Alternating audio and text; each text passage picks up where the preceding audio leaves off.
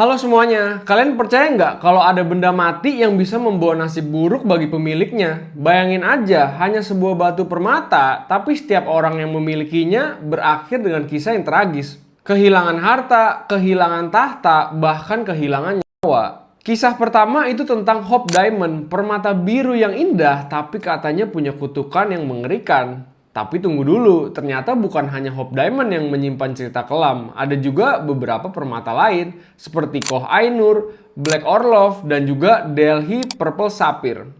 Semuanya itu menyimpan kisah mengerikan di balik kilaunya. Pertanyaannya, benarkah semua ini tuh hanya kebetulan? Atau jangan-jangan emang ada sesuatu yang tidak terlihat yang ikut bersemayam di dalam batu-batu itu? Sebelum kita mulai, coba deh kalian tulis di kolom komentar kalau seandainya kalian dikasih kesempatan untuk punya salah satu batu permata termahal di dunia, tapi katanya itu isinya ada kutukan, kalian bakal ambil gak? Atau bakal langsung kabur aja? Oke, sekarang kita mulai dari permata pertama.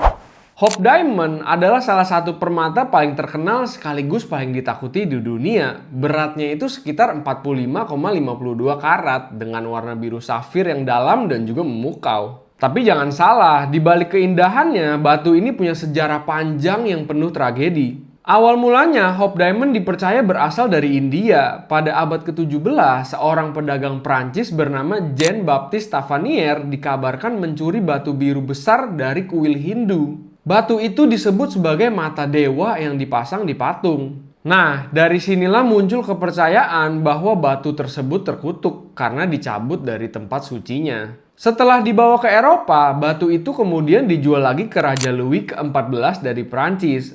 Pada saat itu, berat aslinya itu sekitar 112 karat, jauh lebih besar daripada yang sekarang. Raja Louis ke-14 ini tuh sangat terpesona, lalu dia memotongnya menjadi bentuk segi empat berkilau yang kemudian dikenal sebagai French Blue. Tapi kutukannya itu mulai terlihat. Raja Louis ke-14 yang dikenal sebagai Raja Matahari akhirnya meninggal dunia dengan kondisi tubuh penuh luka dan penyakit. Anaknya pun ikut meninggal dunia sebelum sempat naik tahta. Banyak keturunannya jatuh sakit, bahkan Perancis sendiri masuk ke dalam masa suram setelah masa kejayaannya. Lalu apakah semua itu karena batu ini? Coba kita lanjut dulu ya. Pada masa revolusi Prancis, batu ini tuh sempat dicuri dan hilang. Beberapa tahun kemudian, akhirnya permata biru ini muncul di tangan salah satu kolektor dan akhirnya dijual kepada salah satu bankir yang bernama Henry Philip Hope. Nah, dari sinilah muncul nama istilah Hope Diamond. Tapi, apakah hidup keluarga Hope bahagia setelah memiliki permata yang misterius ini? Ternyata tidak. Kekayaan keluarga Hope justru perlahan hancur dan mereka harus menjual banyak aset. Permata biru ini tuh akhirnya terus berpindah tangan dan di setiap pemiliknya selalu ada kisah buruk. Misalnya ya, ada salah satu pemilik bernama Jacques Collot. Di situ dia meninggal dengan cara bunuh diri. Ada juga seorang pangeran Rusia yang sempat memilikinya, dibunuh secara brutal oleh kekasihnya sendiri. Ada juga nih seorang aktris terkenal di Prancis, Simone, yang memakai permata ini. Ya nggak lama kemudian dia itu tewas karena ketabrak. Semakin lama, kisah kutukan ini tuh makin berkembang. Hingga akhirnya Hope Diamond itu jatuh ke tangan seorang jutawan Amerika yang bernama Evelyn Weiss McLean. Evelyn itu terkenal sangat menyukai permata aneh dan bermasalah. Dia itu percaya kalau permata itu memang terkutuk, maka kutukannya akan takluk di tangannya. Jadi dia dengan bangga mengenakan Hope Diamond ini di pesta-pesta mewah. Tapi ya coba kalian tebak apa yang terjadi. Suaminya itu malah meninggalkan dia karena perselingkuhan. Putrinya juga meninggal karena overdosis. Dari situ akhirnya Evelyn itu sendirian dalam menghabiskan masa tuanya dalam kesepian dan juga kesedihan. Apakah ini itu masih kebetulan? Setelah kematian Evelyn, permata ini dibeli oleh seorang jeweler terkenal bernama Harry Winston. Winston itu tidak lama-lama menyimpannya, dia itu justru mendonasikan Hope Diamond ke Smithsonian Institution pada tahun 1958. Tapi cara dia mengirimkannya itu benar-benar unik. Harry Winston mengirimkan batu yang bernilai jutaan dolar ini hanya dengan pos kilat biasa. Dia menggunakan amplop coklat dan juga perangko. Bahkan Pak Pos yang mengantarnya itu yang bernama James Todd dikabarkan mengalami serangkaian kemalangan setelah kejadian ini. Kakinya patah karena kecelakaan, rumahnya terbakar, dan juga istrinya meninggal. Sampai saat ini, Hope Diamond itu dipajang di Smithsonian, Washington DC, dan menjadi salah satu atraksi paling terkenal di museum itu.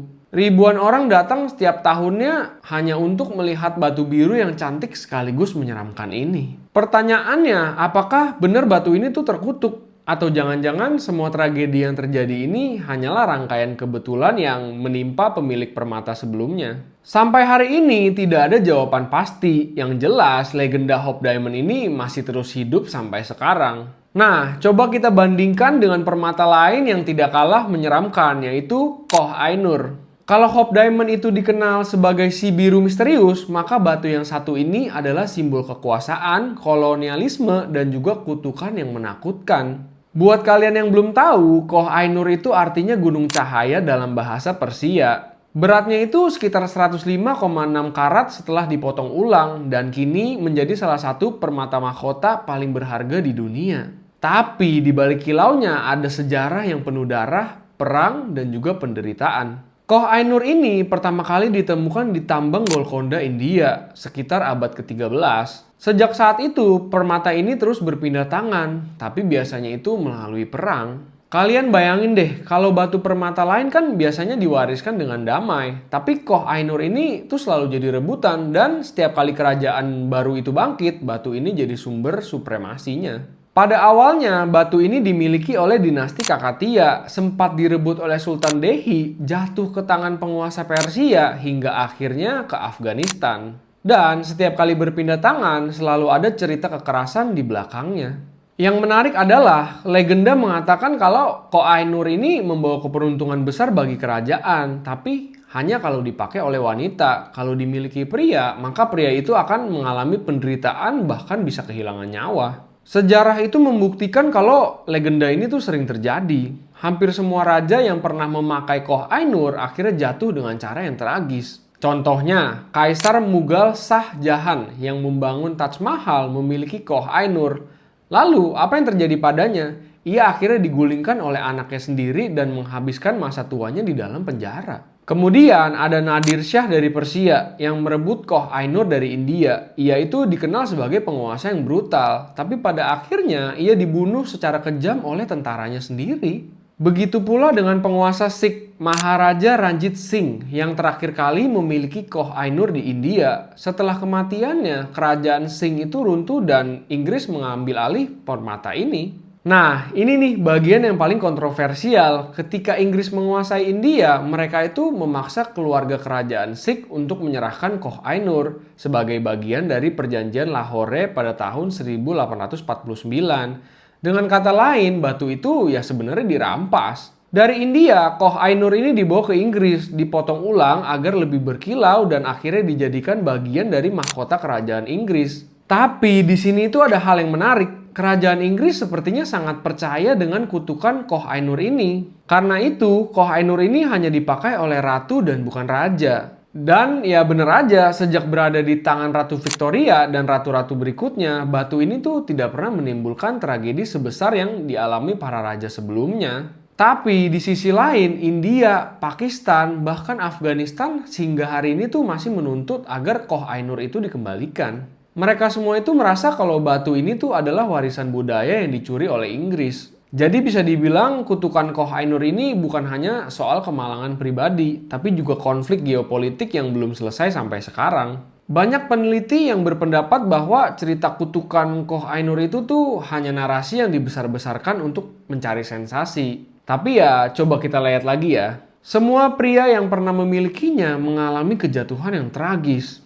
Batu ini juga berpindah tangan karena perang, bukan karena transaksi damai. Sehingga sampai sekarang itu masih menimbulkan konflik diplomatik antar negara. Apakah ini sekedar kebetulan atau benar-benar ada energi negatif yang terkandung dalam batu itu? Nah, gue mau nanya nih ke kalian, kalau suatu saat Koh Ainur itu benar-benar dikembalikan ke India, menurut kalian apakah kutukan itu akan kembali hidup?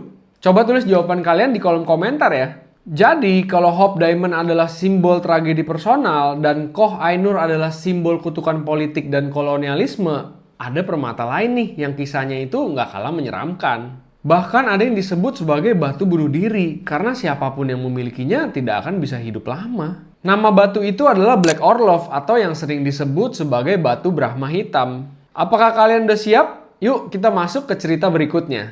Legenda menyebutkan bahwa Black Orlov ini dulunya bukan sekedar permata biasa. Batu hitam pekat dengan kilau aneh ini konon merupakan bagian dari patung Dewa Brahma, dewa pencipta dalam agama Hindu yang disimpan di dalam sebuah kuil di India. Namun, di suatu titik pada abad ke-19, batu itu dicuri dari patung tersebut. Ada yang bilang seorang biarawan yang melakukannya, tapi ada juga versi lain yang menyebut ini tuh pencuri biasa. Apapun versi yang benar, sejak saat itulah kutukan mulai melekat. Konon, Dewa Brahma itu murka karena matanya dicuri, dan bagi siapapun yang memiliki batu ini akan mengalami nasib yang tragis. Cerita seram seputar Black Orlov mulai terkenal pada awal abad ke-20-an. Beberapa pemiliknya dilaporkan meninggal dengan cara yang sama, yaitu dengan bunuh diri. Ada 3 orang yang sering dikaitkan dengan cerita ini, seorang bangsawan Rusia, seorang pedagang perhiasan, dan seorang pewaris yang kaya raya.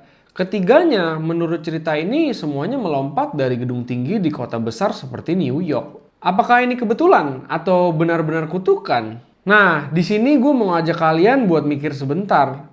Kalau hanya satu orang yang meninggal secara tragis, mungkin bisa dianggap sebagai kebetulan.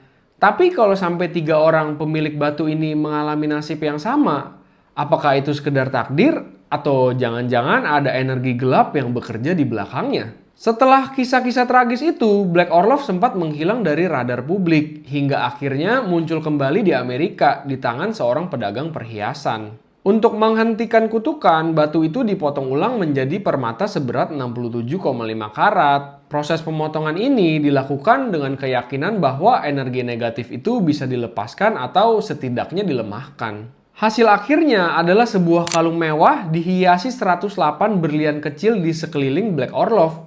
Batu ini sempat dipamerkan di Smithsonian Institution di Washington DC dan juga di Natural History Museum di London. Sejak saat itu, tidak ada lagi laporan kematian tragis terkait dengan Black Orlov. Tapi pertanyaannya, apakah itu berarti kutukannya benar-benar hilang? Atau justru kutukan itu hanya menunggu korban berikutnya? Kalau kita lihat dari sudut pandang ilmiah, kisah bunuh diri berantai yang dikaitkan dengan Black Orlov ini bisa aja hanya mitos atau bumbu cerita agar batu ini terdengar lebih eksotis. Media pada masa itu sering membesar-besarkan kisah horor demi menarik perhatian publik. Tapi dari sisi spiritual ada yang percaya bahwa batu yang diambil dari benda sakral apalagi dari patung dewa bisa membawa energi negatif.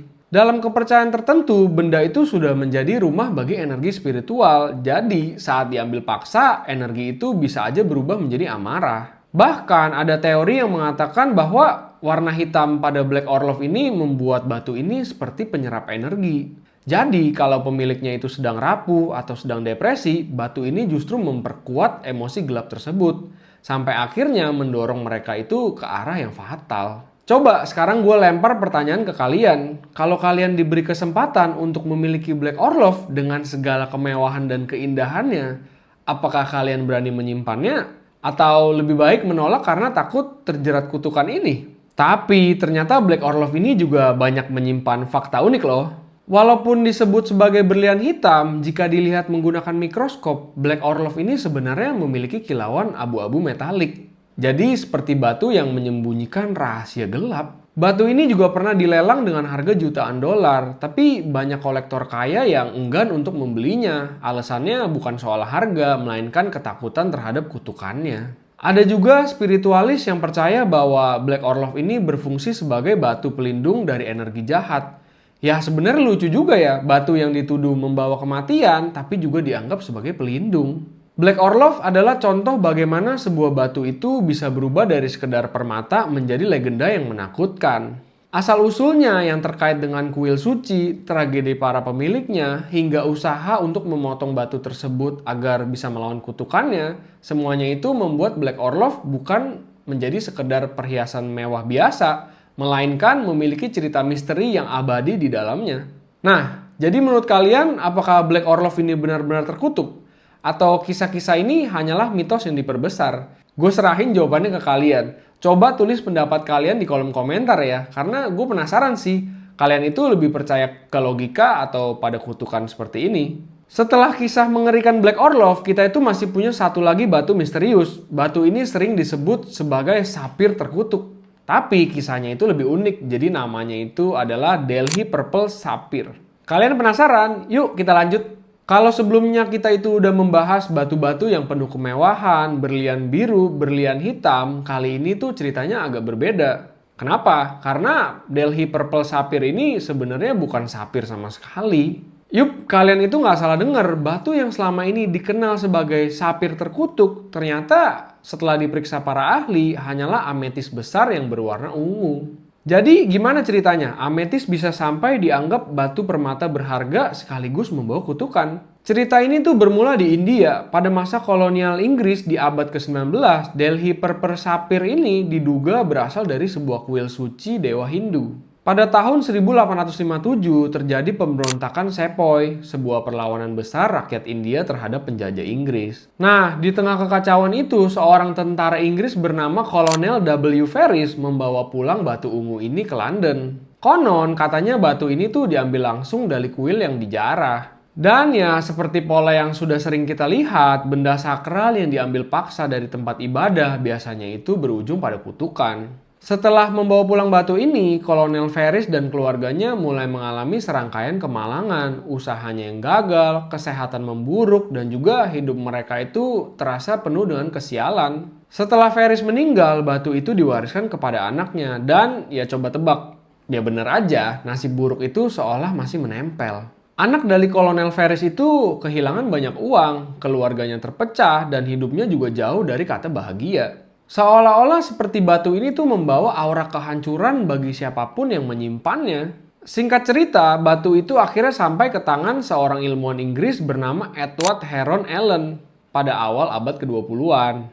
Nah, disinilah kisahnya itu menjadi semakin menarik. Heron Allen itu awalnya menganggap cerita kutukan ini tuh cuma omong kosong. Tapi nggak lama setelah memilikinya, serangkaian nasib buruk itu juga menimpanya. Bisnisnya mulai merugi. Sahabat dekatnya meninggal dan dia sendiri merasa dikejar-kejar oleh kesialan. Saking putus asanya, Heron Allen itu memutuskan untuk menyingkirkan batu itu dengan cara yang paling ekstrim. Dia membungkus batu itu dengan beberapa lapis kertas, menguncinya di dalam kotak besi dan menitipkannya ke sebuah bank dengan catatan jelas bahwa batu ini tidak boleh dibuka sampai setidaknya 3 tahun setelah kematiannya. Dalam catatannya, Heron Allen itu menulis bahwa siapapun yang memiliki batu itu akan celaka. Bahkan dia menambahkan kutipan yang cukup menyeramkan. Batu ini harus dipandang sebagai sesuatu yang membawa malapetaka bagi siapa saja yang mencoba memilikinya.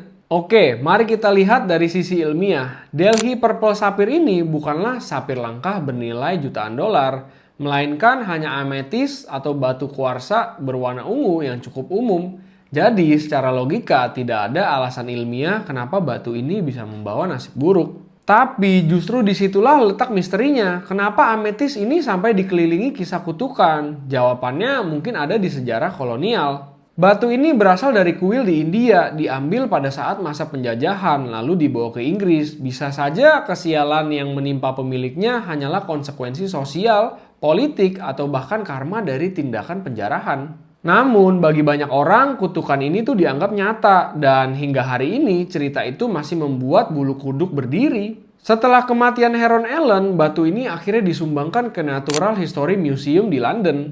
Kalau kalian lagi jalan-jalan ke museum itu, kalian tuh bisa ngelihat sendiri Delhi Purple Sapphire ini tuh masih tersimpan, masih menjadi daya tarik bagi para pengunjung. Menariknya, museum itu juga menyimpan catatan dari Heron Allen yang memperingatkan bagi siapapun untuk tidak menyentuh batu itu terlalu lama. Jadi, meski secara ilmiah batu ini hanyalah ametis biasa, tapi auranya itu tetap bikin banyak orang merinding. Kalau kalian lagi berkunjung ke Natural History Museum dan melihat Delhi Purple Sapphire ini dipajang di balik kaca, apakah kalian berani menyentuhnya? Atau lebih baik menjauh karena siapa tahu kutukannya itu masih aktif sampai sekarang? Kita sudah menelusuri 4 batu permata yang masing-masing membawa cerita kutukan. Hope Diamond dengan sejarah darah dan tragedi, Koh Ainur yang selalu berpindah tangan lewat perang dan juga kolonialisme, Black Orlov yang dipercaya membawa maut pada pemiliknya, dan Delhi Purple Sapphire yang ternyata hanyalah ametis biasa, tapi tetap bikin merinding karena catatan kutukan yang ditinggalkan oleh pemiliknya. Sekarang mari kita tarik benang merahnya. Kalau diperhatikan ada pola yang jelas, hampir semua batu ini tuh berawal dari penjarahan, perebutan, atau pengambilan paksa dari tempat suci atau kerajaan. Hope Diamond itu dicuri dari kuil di India, lalu berpindah tangan ke bangsawan Eropa. Koh Ainur diambil dari kerajaan-kerajaan Asia Selatan dan berakhir di mahkota Inggris. Black Orlov yang katanya berasal dari patung dewa di kuil Hindu. Hingga Delhi Purple Sapphire diambil dari kuil di Delhi pada saat pemberontakan 1857. Apakah kalian sudah mulai melihat polanya? Hampir semua kisah kutukan ini tuh punya kaitan dengan kolonialisme dan juga perebutan kekuasaan. Jadi bisa aja kutukan yang kita dengar bukan sekedar mistis, tapi juga sebuah metafora dari konsekuensi moral dan juga sejarah yang kelam. Tapi meski polanya sama, masing-masing batu ini punya gaya kutukan yang berbeda. Hope Diamond itu lebih ke tragedi personal, pemiliknya sering berakhir dengan bangkrut, sakit, ataupun meninggal secara tragis. Kalau Koh Ainur, kutukannya itu lebih bersifat politis, setiap penguasa pria yang memilikinya dianggap akan jatuh dari tahta. Kalau Black Orlov, kisahnya itu penuh aura kematian yang misterius, dengan cerita bunuh diri dan juga kesialan finansial. Delhi Purple Sapphire lebih ke kutukan psikologis, banyak pemiliknya merasa dikejar oleh kesialan sampai akhirnya takut sendiri terhadap batunya. Nah, ini nih yang menarik. Dari sisi sains tidak ada bukti bahwa batu itu bisa membawa kutukan. Berlian dan ametis hanyalah mineral karbon murni yang mengkristal, tidak ada radiasi misterius atau energi gaib yang terbukti. Tapi dari sisi psikologi dan juga budaya, kutukan ini tuh bisa jadi nyata. Bayangin aja kalau kalian dikasih tahu bahwa sebuah batu itu bisa membawa sial, lalu nggak lama setelah itu kalian mengalami kecelakaan kecil atau ada bisnis yang gagal. Otak kita pasti akan langsung mengaitkannya dengan batu tersebut. Itu namanya self-fulfilling prophecy, keyakinan yang membuat sesuatu itu menjadi terasa nyata. Dan jangan lupa, banyak dari cerita ini itu datang dari masa kolonial, di mana konflik, perang, dan juga intrik politik itu memang nyata. Jadi, tragedi yang menimpa pemilik batu itu mungkin sebenarnya akibat dari situasi sosial dan bukan energi gaib. Dan yang lebih dalam lagi, semua batu itu mencerminkan keserakahan manusia. Orang yang ingin kekuasaan merebut batu dari musuhnya. Bangsawan yang ingin tampil mewah memakainya tanpa memikirkan asal-usulnya. Kolektor yang ingin memiliki sesuatu yang dianggap suci meski harus merampasnya. Dan akhirnya keserakahan itu berbalik jadi kutukan. Entah berupa kematian, kehilangan tahta, atau rasa takut seumur hidup. Sekarang pertanyaannya, apakah batu itu benar-benar terkutuk atau hanya kisah-kisah yang dibesar-besarkan untuk menambah aura mistisnya? Jawabannya itu mungkin gak akan pernah kita tahu, tapi yang jelas cerita-cerita ini tuh akan terus hidup bahkan sampai zaman modern. Hope Diamond itu masih dipajang di Smithsonian Museum. Koh Ainur masih terpasang di mahkota Inggris, Black Orlov kadang muncul di lelang, dan juga Delhi Purple Sapphire itu bisa dilihat di museum di London. Setiap kali pengunjung melihatnya, rasa takut, penasaran, dan juga misteri masih sama kuatnya seperti ratusan tahun yang lalu. Sekarang gue mau nanya ke kalian, kalau kalian diberi kesempatan untuk memegang salah satu dari batu ini, batu mana yang akan kalian pilih? Apakah kalian akan memilih Hope Diamond karena pesonanya yang luar biasa? Atau Koh Ainur, batu yang menjadi simbol kekuasaan kerajaan besar? Mungkin kalian lebih penasaran dengan Black Orlov yang katanya bisa membuat pemiliknya itu tewas secara tragis. Atau justru kalian penasaran dengan Delhi Purple Sapphire, batu yang sebenarnya itu sederhana tapi penuh dengan catatan misterius? Tulis jawaban kalian di kolom komentar ya. Akhirnya kita sampai di ujung cerita. Dari semua kutukan ini, mungkin kita bisa belajar satu hal. Seringkali kutukan bukan datang dari batu itu sendiri, tapi dari keserakahan manusia. Dan mungkin itu adalah kutukan yang paling nyata dari semuanya. Thank you banget guys buat kalian yang udah nontonin video gue sampai habis. Don't forget to like and subscribe. Bye!